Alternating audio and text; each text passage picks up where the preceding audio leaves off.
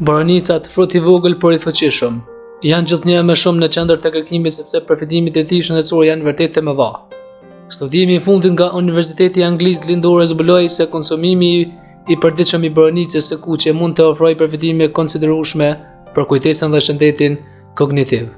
Rezultatet tregojnë se boronicët mund të luajnë një rol të rëndësishëm në parandalimin e demencës dhe uljen e niveleve të kolesterolit të keq.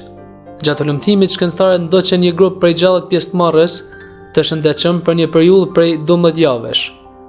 Gjysma e subjekteve morën plumur boronicë, ndërsa gjysma tjetër morën një kukër.